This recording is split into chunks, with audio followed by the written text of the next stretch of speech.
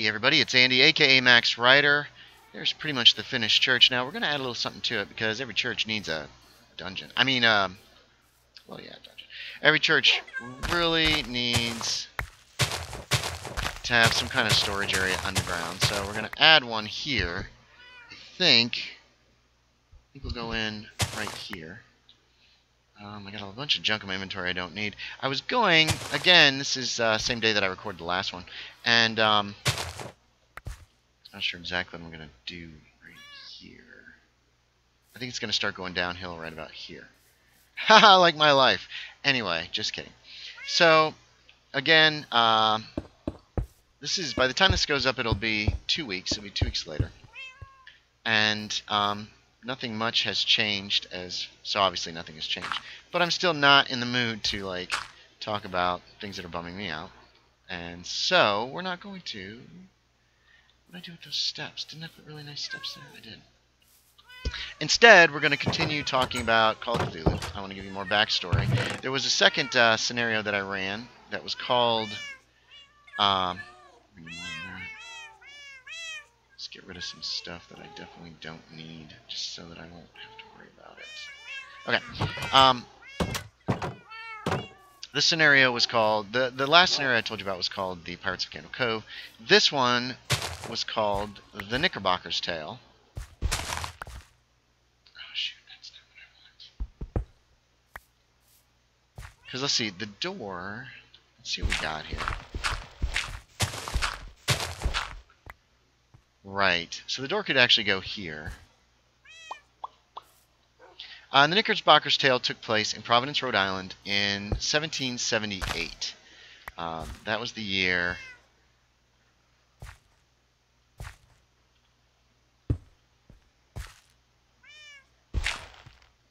Yeah, that's how it's going to have to be, right, like that. So that was the year that the... oh, no, I don't like that at all. So we're going to have to go this way instead.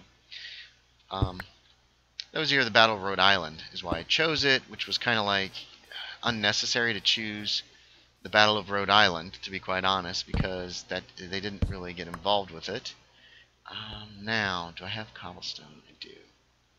First thing we're going to do is we're going to extend the foundation down to solid rock as best we can. Oops.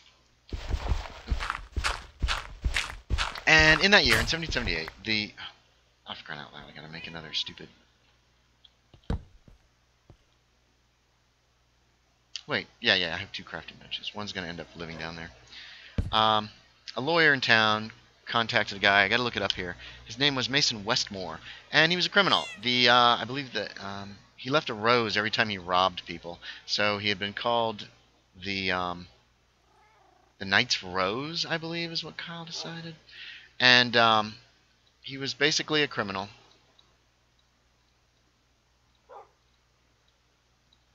Sorry, trying to like concentrate while I craft. He was basically a criminal who had an arrogance about him. So he'd been caught. The lawyer said, "Look, I have proof that you're the Knight's Rose, and we can put you in jail or have you hung. Unless you do me a favor." And he was like, "Okay." Because he was willing to do a favor for this gentleman, so long as he was not prosecuted for the crime. Many crimes, actually. Good enough, right? Along with the Knight's Rose was sent a local constable by the name of Aladar Calhoun, and then they hooked up with several other people. Let me see.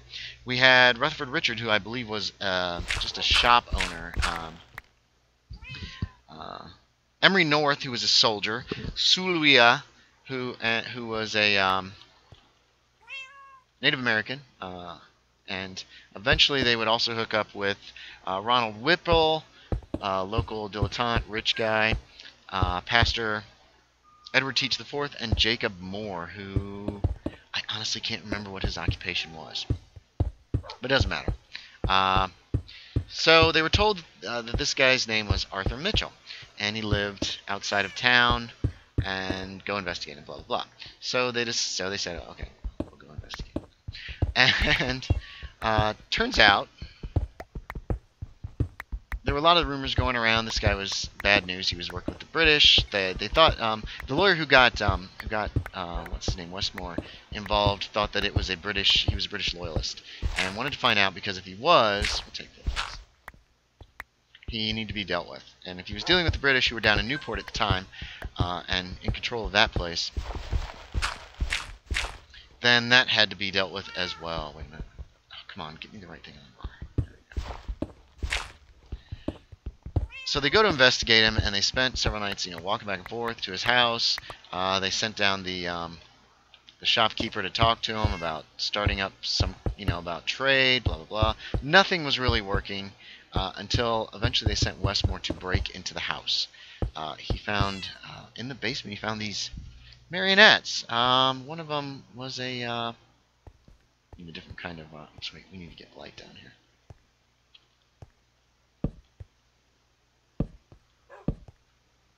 Trying to decide if I want windows, but they would peek out into here. So this one might be completely just enclosed. Oh, I know what we can do. Yeah. He found a marionette in the basement of a skeletal figure. It was kind of in bad shape. Looked like somebody had been trying to fix it. Wearing skin, leather, basically, which was kind of disturbing. He found... oh, we need to put niches in the walls, too. Whoops, wrong thing on the bar. We're going to fill this place up with chests. This will be the primary storage for anybody who wants to use it. There we go. So we also need niches in these walls. Hold on a second. We'll just keep talking while we go change out some inventory items. It won't be terribly exciting, but didn't I have steps? Cobblestone steps? Guess not. Okay, let's get rid of some dirt. We might still need this. We will still need that. Let's get rid of this wood. We're gonna make a bunch of chests. We'll need this door. Let's top that off, because I know I'm gonna need some of that for some stuff. Oops, I moved my headset a little bit. Hey, cat. Anyway.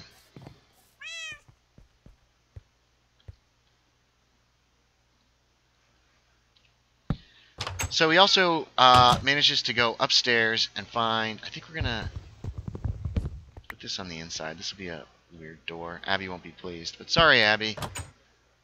Be kind of sheltered so that you can actually take some shelter from the storm should it rain. Excuse me.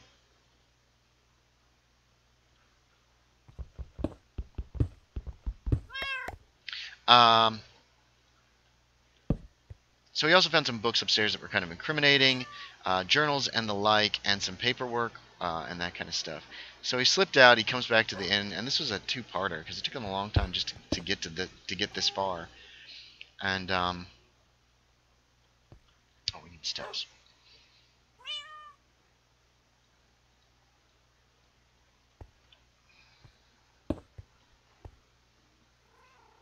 See how this looks.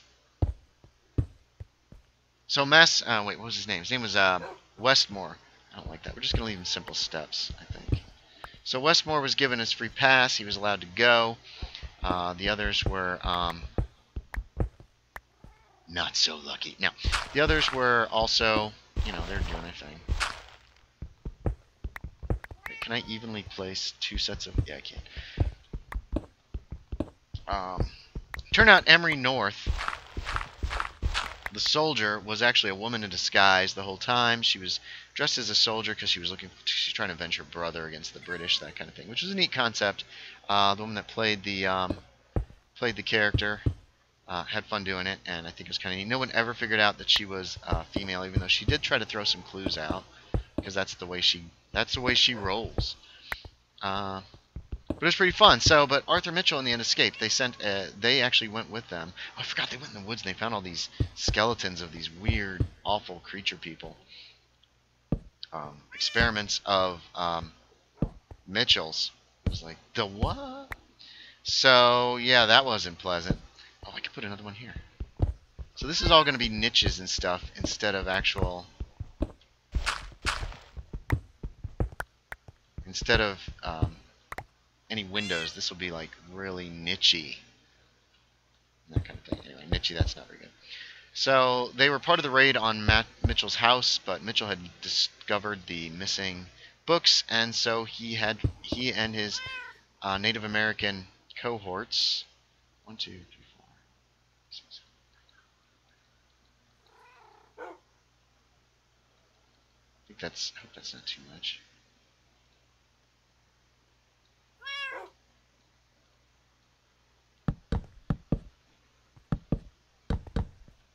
Yeah, it's not too much. I can't believe it. That took a lot. They all escaped. Can still open those. So these could also be coffins. Who knows? Just who knows? So he would be back again another day. Dun dun dun. That doesn't look too bad. This one has a hedge all the way around it because there's a little more room on the top of this hill. It will be the highest structure in the village. Just trying to think if there's anything else needs done with this. I guess I could run a wall or railing around, but that's not too big of a drop. It doesn't do any damage to the village unless they fall in. It adds another door to my village. I gotta get a magic door room put up too. I don't know if I'll show you guys that or not. I haven't shown specs on a magic door room in a long time, so maybe I will do that next. Because we're going to need it once we start getting villagers. Hey, thanks for watching, everybody. As always, I appreciate it. Thanks for putting up my little stories.